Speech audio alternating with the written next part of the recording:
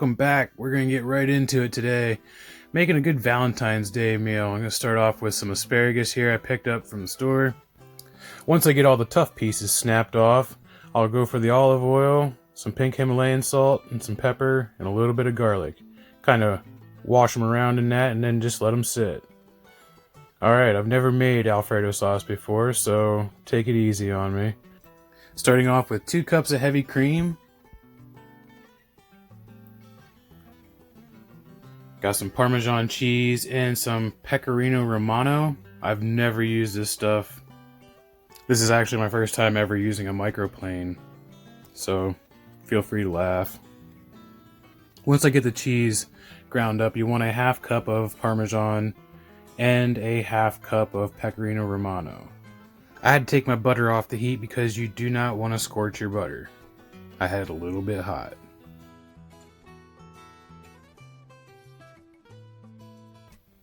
Alright, now I'm done with that. We'll get the cheese mixed in. Stir it in with a whisk. Now you don't want to let this get too hot. From what I've read, it can separate. So I've been trying to keep my temperatures really low. And I am using a plane, I think that's what they call it, for my truffle. It's a little awkward. I probably should have used the microplane. But first time for everything, right? And you want to bring your butter up to a simmer. And once you start smelling the truffle and it's a little bit aromatic and it's starting to change a little bit color, you don't want it going too dark, but once it starts to change color and you can smell it,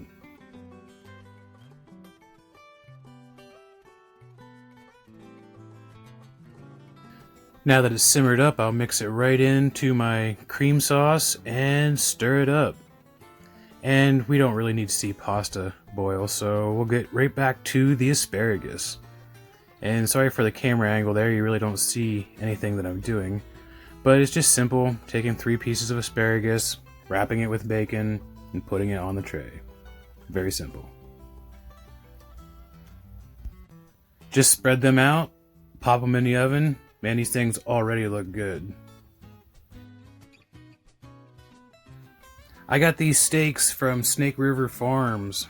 Found them on Instagram, you should probably check them out. They're actually really good steaks. This is probably about the 3rd time I've ever cooked a fillet in my life. I have severe meat anxiety, especially, it's Wagyu. Who wouldn't? That's why I'm starting off with some American Wagyu. Don't want to jump into just like some A5 Japanese Wagyu.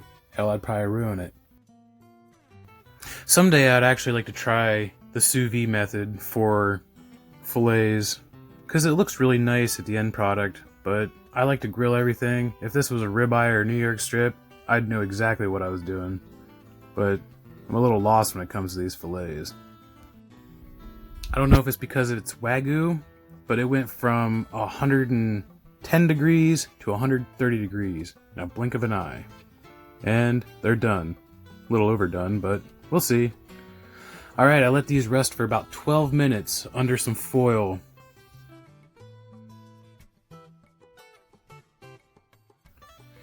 And here's the reveal. Slightly overcooked for my taste, but guarantee it's gonna be delicious. This thing is so tender, it's hard to cut with a sharp knife.